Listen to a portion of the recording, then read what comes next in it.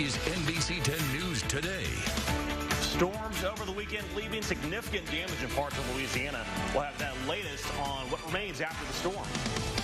And pro-choice advocates planning a nationwide protest after more states vote to ban abortions. Details coming up. Plus, the president lifting some tariffs on certain goods. How the move affects the 2020 election. Good morning. It's 5:32. I am Krista Morton. What's my name? Krista Morton? I think you got it. Yeah. There you go. It's something like that. I don't know. Whatever my mom says it is. When do you get a day off, Chris? I think you need a day off. Andy? You awake right now? Andy's not awake right now. No. Spencer, you awake? Anybody? Maybe soon. Next week, maybe. Nice. There you How go. many days straight is it for you? Oh, Do you boy. even know? What was the last Monday I had off? No, last Monday I was in Lake Charles. So the Monday before, 2 Mondays ago. So you've been working 2 weeks straight. Wow. That's tough. Hopefully you're not like Chris. Hopefully you've had some days off. Hopefully you're just starting your week. It's a Monday. No one likes Mondays, but a little better after the weekend. We've got some warm, humid weather on tap. Temperatures in the 70s this morning. This afternoon, topping out in the upper 80s, lower 90s. It's going to be toasty out there, and our whole forecast looking like that. Looking off towards the east, quiet. Sun's coming up in about 35 minutes. We'll keep our eyes out there for you. Got all the details on your summer-like forecast coming up here soon. That's your forecast first. Storms ripping through the entire ArkLaMiss Saturday night, leaving significant damages across our state. We begin our coverage in West Monroe, where this family's home was split in two after a huge tree fell on it Sunday morning. The house, a total loss. Inside the home is in complete ruins. Frances Cooper says the tree fell on their home while she was making breakfast and her husband was sleeping. I could hear something hit the roof of the house like something was crumbling. I know I can get another house, but I can't get another life. Says her grandson usually stays in the room that was completely crushed by the tree. She says she's grateful he wasn't at home at the time. Fortunately, no one was injured. Down in southern Louisiana, Mayor Jennifer Vidrine has declared Ville Platte in a state of emergency. This after early Sunday morning storms tore through the area. Ville Platte police report several damages to include downed trees, houses blown to the middle of the road, power outages, and bad travel conditions. Currently, no injuries have been reported, but everyone is being encouraged to stay at home. It sounded like destruction, complete mayhem. I'm talking like trains was colliding. That's how much force and winds, trees was falling. It was very nerve-wracking, you know, like 4 o'clock in the morning, and it was very catastrophic.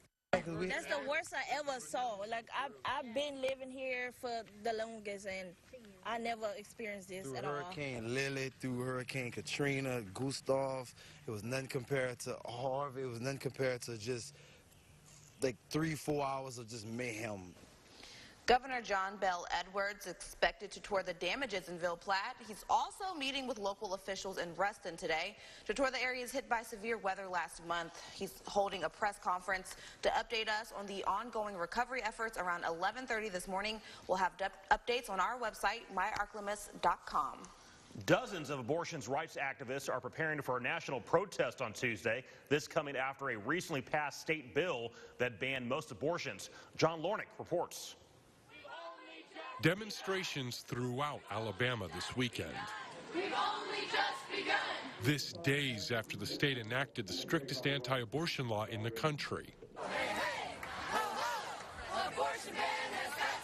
The Alabama law prohibits all abortions except when the woman's life is at risk or the presence of a lethal fetal anomaly. It does not include exceptions for incest and rape. More than a dozen states have either passed or considered measures to restrict abortion this year. Missouri Governor Mike Parson is set to sign an 8-week abortion bill into law. I believe in the pro-life side of the issue, and I'm going to sign the bill. Not all Republicans are on board with these laws. I'm pro-life, but there ought to be exceptions for rape and incest and where the life of the mother is at risk. President Trump said the same thing in a weekend tweet, saying his stance on the issue is similar to the one taken by former President Ronald Reagan. polling from Perry Undum that says that 53% of Republicans do not want Roe v. Wade to be overturned. But this is a matter of a small minority that is deeply passionate about this, has very strong beliefs that abortion should be illegal. The ACLU, which supports abortion rights, says it'll sue to make sure none of those laws ever go into effect. I'm John Lawrence reporting. This week, Louisiana is expected to see a final vote on Senate Bill 184, a so-called heartbeat bill that's already been approved by the Senate. President Trump announcing the U.S. is lifting some tariffs on goods from Mexico and Canada this week. That includes steel and aluminum. The move clears a key hurdle from the Trump administration's replacement for NAFTA. But the ongoing U.S.-China trade war is still leading to major setbacks for many Americans, including farmers in Arkansas. With the 2020 election inching closer every day, members of both parties are aware this will be a key issue when voters cast their ballot. But when you're direct harm on an industry that is already at its low, that's already suffering other issues, to pile this on top of it, and it being Arkansas's #1 industry, our leaders in Washington need to stand up and go, look, this is the bread and butter of our state.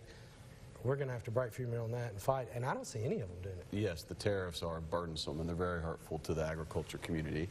The question is, are they worth it? Is it a worthy sacrifice to balance out the trade, prevent China from growing into a stronger competitor, both economically and militarily. During a news conference, President Trump said his increase on tariffs on Chinese products and China's retaliatory tariffs were worth it to ensure that China would stop cheating the U.S. through trade.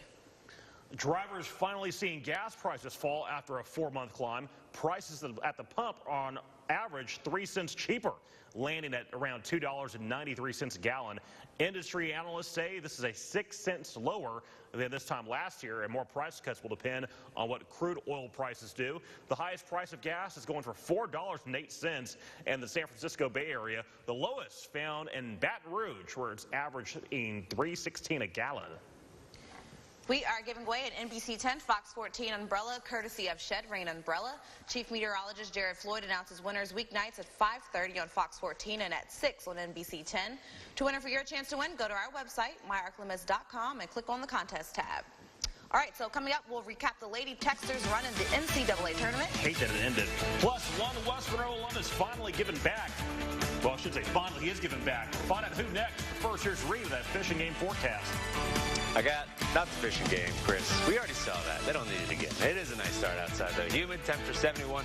Kind of cloudy out there. Make sure you dress light. We got a toasty one on tap for the rest of the week. Starting to look like summer, so not only the rest of the week, about 5 months. I'm going to bring you some more forecast details when we come back. Coming up here soon on NBC 10 News Today.